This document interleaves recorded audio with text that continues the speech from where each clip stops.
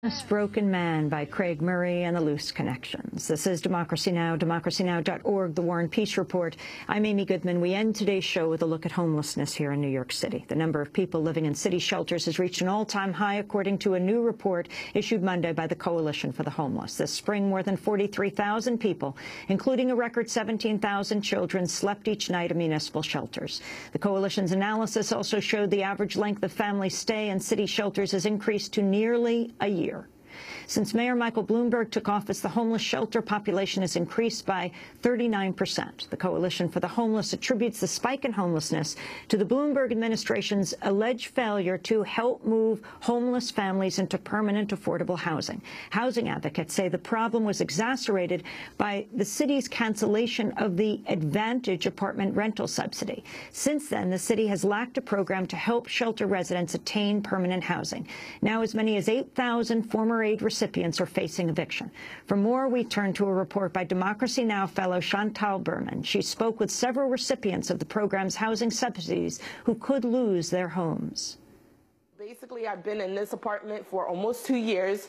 I'm hoping and praying I can stay here a little bit longer, depending on the outcome of what's going to happen, I guess, when I receive housing court papers.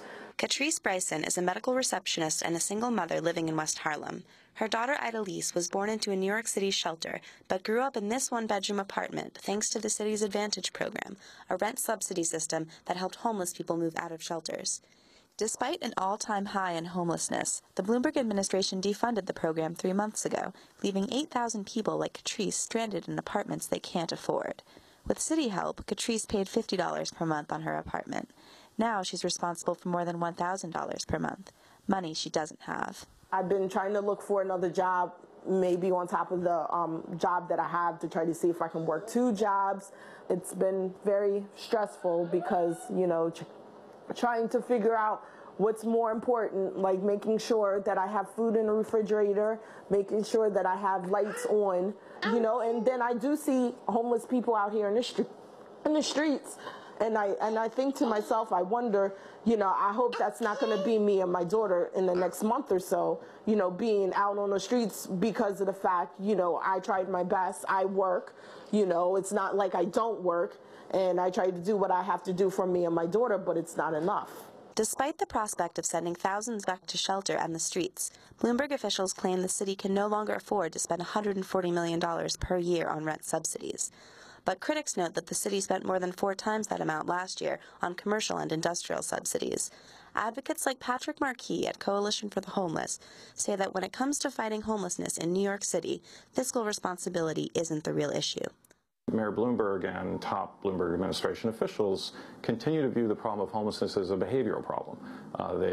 They keep thinking that if you try and implement punitive policies against homeless children and families, against homeless individuals, that you're somehow going to address the problem of homelessness. The end of the Advantage program is the story of a budget squabble between New York City and New York State. The state canceled its share of Advantage funding in March 2011, and the Bloomberg administration countered by closing off the program to new families. Then, in February this year, a state court ruled that New York City could legally stop payment to all Advantage recipients. For the first time since modern homelessness began in New York City more than 30 years ago, we have a situation where homeless kids and families in New York City shelters have no housing assistance to help them move out of shelter. More than 3,100 families who were in the Advantage program have already ended up back in the shelter system. More than 5,000 families who were in the Advantage program have already come back to apply for shelter. We now have essentially a revolving door back into shelter for thousands of children and families. For decades, New York has used a combination of city, state, and federal housing resources to help homeless people transition out from shelter. But since 2005, when Mayor Bloomberg won his second term, city policies have moved away from the idea that housing assistance is the solution to homelessness. This is Department of Homeless Services Commissioner Seth Diamond speaking at the New School. We must reject the misconception that a rental subsidy is the only ticket out of shelter. The evidence is clear. Most families can work and want to work. Many recipients of the Advantage subsidy were working families, but another section of the program also served fixed-income disabled people whose unique medical needs prevent them from working. Michelle Martin and her friends Sharon, Rosemary, and Anita met in a shelter 2 years ago. Thanks to the Advantage program, they moved to this accessible housing complex in Far Rockaway, Queens. These women all appeared in housing court last week, where a judge gave them 30 days to come up with all of the rent that they owe since the Advantage subsidy ended. If not, they will be locked out of their apartments. Then next thing I know, I get like everybody else said, 3-day notice, 30-day notice, then the eviction notice. I open up, and when I see where it said civil court, my whole body shook. I got nervous, and I have a weak stomach.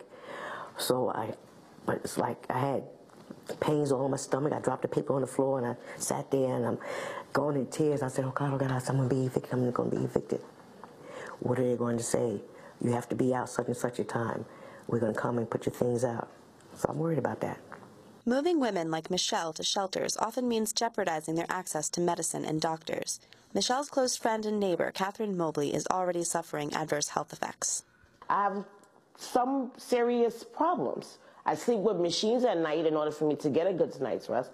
I have so much medication I have to take. And this, what we're going through, not knowing if we're going to have a place to live by the end of the month, I'm getting sick. My sugars have gone up, my blood pressure has gone up, and it's getting me very emotionally crazy. Everybody says, calm down, don't worry about it, let God in. You can't do that when you don't know where you're going to go. Catherine will probably end up back in the shelter because her monthly check from Disability Services won't cover the cost of an apartment in New York, where the disparity between wage levels and housing costs is one of the worst in the country. This is Patrick Markee at Coalition for the Homeless. Fundamentally, homelessness is a problem of housing affordability. And what we've seen in New York City and what we've seen across the United States for the past decade has been a widening of the affordability gap, a widening of the gap between the incomes of low-income and working-class people and the housing costs and rents. In New York City, you see that, again, more starkly than in most other places. Right now, a higher court is reconsidering whether the city acted illegally by defunding the Advantage program, so there's a small chance that the city will be forced to resume sending out rent checks. But by the time the court reaches a decision, Michelle, Catherine, and Catrice will almost certainly be back in the shelter system where they started, this time with no way out. For Democracy Now!, this is Chantal Berman. This is Democracy Now!, democracynow.org, and we are joined by Patrick Markee, the Senior Policy Analyst at Coalition for the Homeless in New York City. Patrick, welcome to Democracy Now! The figures are astounding. The largest number of homeless people in this city since the Depression. And then our top headline today, new figures show the recession brought on by the financial crisis has wiped out 2 decades of wealth for the average U.S. household. And this is largely due to housing issues. Absolutely. I mean, in New York City now, we've got more than 43,000 people a night in shelter, including an all-time record 17,000 children. It's a 10% increase from last year. It's a 40% increase from when Mayor Bloomberg took office 10 years ago. And across the country, we're seeing rising family homelessness. The fastest growing segment of the homeless population in the United States is families with kids, and it's very much against the stereotype that I think many Americans still have. They still picture a homeless person being an older man who's panhandling on a street corner. Well, in New York City, it's much more likely to be a mom and her kids.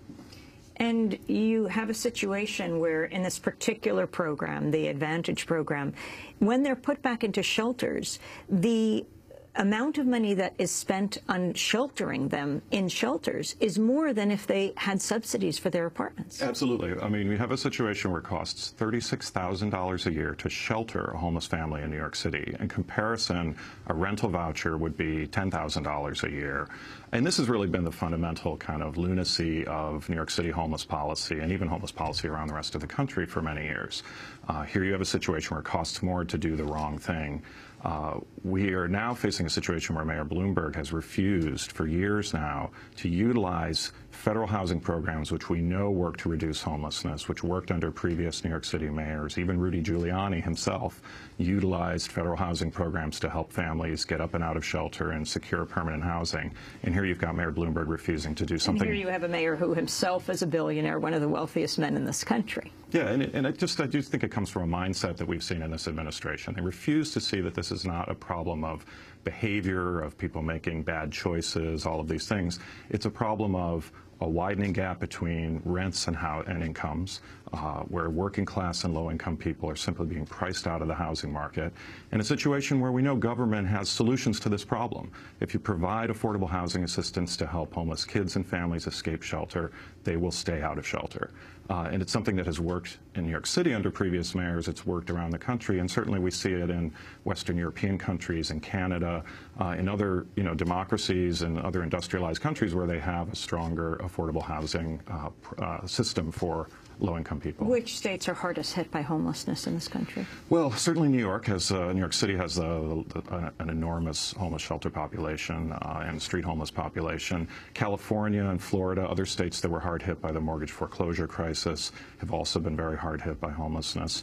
In some of the southern states, I think we've seen increases that are, if anything, even more startling, because there you've got local and state governments that don't step in to help. We only have 20 seconds. We almost never hear the word poverty mentioned by the presidential candidates. What is the single most important way we could deal with homelessness in this country? Clearly, we need to do more to provide affordable housing assistance to low-income people and to shore up the programs that are there.